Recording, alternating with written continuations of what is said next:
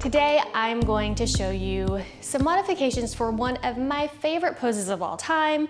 It's always a crowd pleaser, pigeon pose. But I know that as much as I love pigeon, not everyone does. It's one of those poses that you either really love and you want to spend the entire class in, or you really don't love and avoid it at all costs. So if you fall into that second camp, I would like for you to try out some of these modifications that I'm going to show you. It might completely transform your relationship to the pose. One of the questions that I get asked most often is about pigeon pose. I understand why people would be concerned about pigeon pose during pregnancy. After all, you're folding forward. It looks like you're bringing that baby bump right into your shin or to your ankle or your heel, and that's not super comfortable. So I'm going to show you a couple of modifications for pregnancy as well as just overall modification. We'll cover all of that in this video. Okay, so let's start out with pigeon pose, the normal way without modifications. This is what the pose looks like. You can come from hands and knees or from downward facing dog. You just bring one knee forward.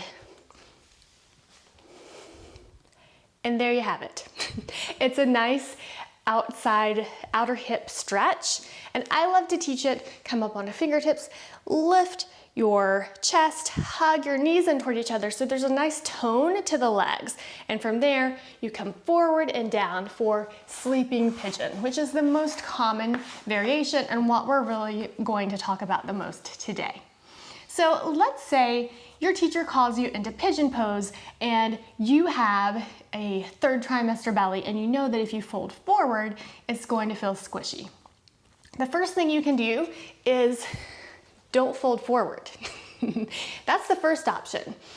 But when you stay upright, you don't get that sensation of like the forehead down on the floor, which is really grounding and soothing, and one of the reasons that I love the pose so much.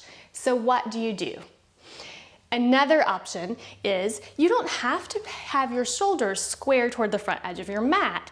You can kind of shift over to the side a little bit and play with where you need to go in order to start to come forward without feeling the squishiness of the belly. Okay? A third option is to grab a bolster or a stack of blankets or a couch cushion, whatever you have handy, and just bring it in front of you. This solves the problem of the squishy belly because you can stay upright a little bit more. And it also solves the problem of, I want to put my forehead down on something. So you can just lean your forearms forward and bring your head down onto your forearms. Or stacked fists, or whatever you need, okay? Those are my top prenatal yoga modifications for pigeon pose. Here's another one that I really love. Some people, no matter what they do with this situation, can't quite get comfortable and it doesn't feel good. So another option is to just stay upright. So I love this very much because it gives you a lot of leeway for how much of a stretch you want to actually take in the pose. So here's what this looks like. I call it seated pigeon. You start with your legs straight out in front of you and you bend one knee, flex both feet, and slide that right ankle over the left knee. So slide one ankle to the outside of your other knee, okay? And from here, you can just bring your hands behind your back and let this bent knee start to fall toward the floor, just using gravity to move it forward. And for a lot of people, that's enough of an outer hip stretch, right? Then if you want a little bit more, guess what? You can lean back on your hands. You can start to bend your other knee and any amount, bring the shin toward your chest.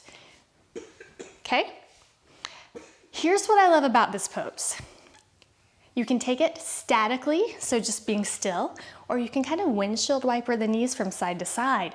And it helps you to just kind of get into different areas of the outer hip. And I love it. Also, there's something very soothing about rocking. So while we're missing the forehead down on something, the rocking from side to side is a really good option.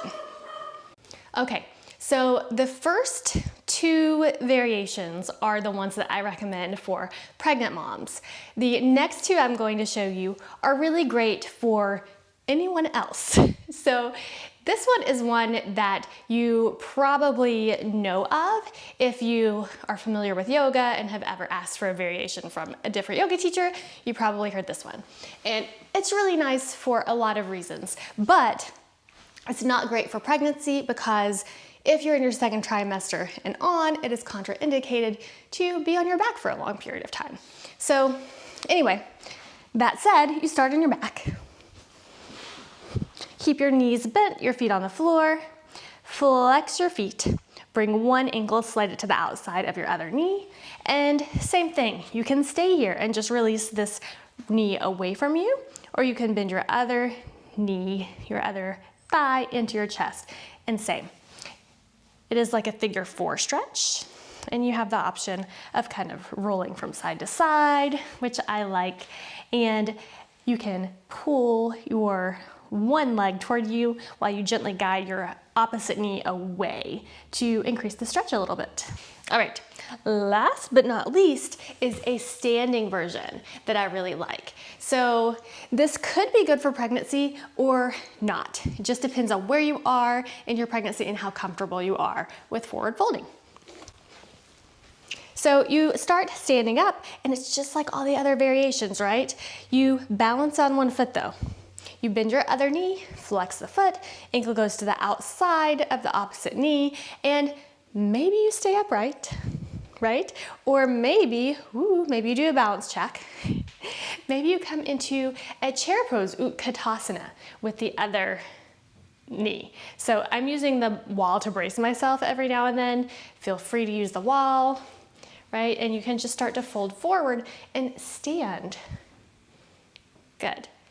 Another option, straighten that standing leg and bring your fingertips to the floor and bend it again.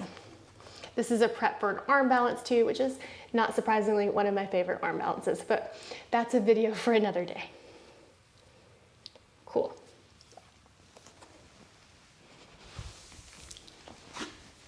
And there you have it. Lots of different modifications for pigeon pose, which are great for whether you're pregnant or just need a break from a pose that, quite frankly, I tend to put in every single class that I teach.